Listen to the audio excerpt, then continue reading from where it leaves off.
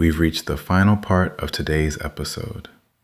So far, we've explored what overthinking is, why your mind gets trapped in these cycles, and the hidden cost that constant mental noise can have on your life. But understanding the problem is only the beginning. The real question is, what can you actually do when your mind starts to spiral? So in this final part, I want to give you 4 practical tools you can begin using to create distance from your thoughts, calm your body, and slowly unshackle your mind. Let's begin. Instead of saying, I am anxious, try saying, I am noticing that I am having an anxious thought. Instead of saying, I am terrified, try saying, I am noticing a thought that feels fearful. The difference may seem small, but it creates distance. You are no longer completely identifying with the thought. You are observing it. You are creating space between yourself and the experience happening inside your mind. You are not the storm. You are the sky that holds the storm. The storm may be intense. It may be loud. It may feel overwhelming, but it is still moving. Thoughts are like mental weather. They arrive, they change, and eventually they pass. When your mind is racing, take a piece of paper or open a blank note on your phone and write down everything, every thought, every worry, every fear, every task, every question. Do not organize it. Do not judge it.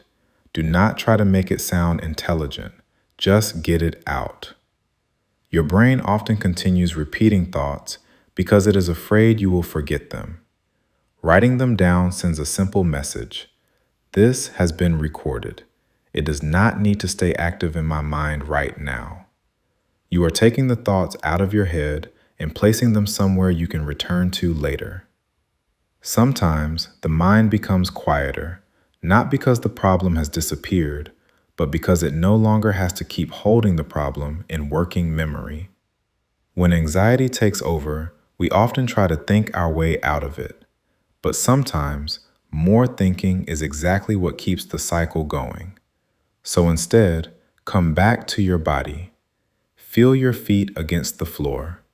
Notice the temperature of the air on your skin. Look around and name 5 things you can see.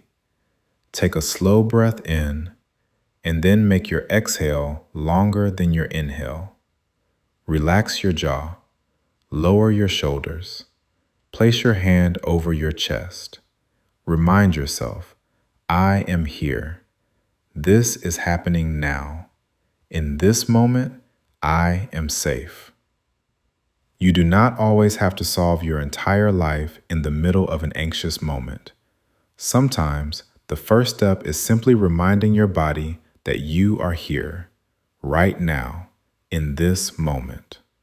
This may sound strange, but sometimes the best way to stop your mind from constantly demanding your attention is to give it a specific time to be heard. Choose 10 minutes each day. For example, 4 o'clock in the afternoon. During that time, you are allowed to write down your worries. Think about them. Review them. Ask yourself what action, if any, you can take. But if a worry appears at 10 o'clock in the morning, you can gently tell yourself, not now. I have time scheduled for this later. This is not ignoring your problems. It is creating a boundary with your mind, and boundaries are important. You do not have to respond to every thought the moment it appears.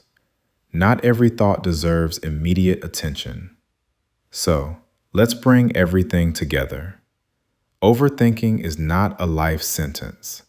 It is often an overprotective habit, and like any habit, it can be changed. Gently, patiently, one moment at a time. The next time your mind starts spinning, remember 4 things. First, thoughts are suggestions. They are not always facts. Second, get the thoughts out of your head and onto paper. Third, return to your physical body. Feel your feet. Slow your breathing. Reconnect with the present moment. And fourth, remember that you do not have to solve every problem immediately. You can give your worries a time and a place. Peace does not come from having absolute certainty about the future, because absolute certainty is impossible. Peace comes from learning to trust yourself, trusting that even when life surprises you, even when things go wrong, even when you do not know exactly what happens next, you will face that moment when it arrives. One breath at a time, one decision at a time, one moment at a time. You do not need to figure out your entire future today. You only need to return to this moment, and then the next one.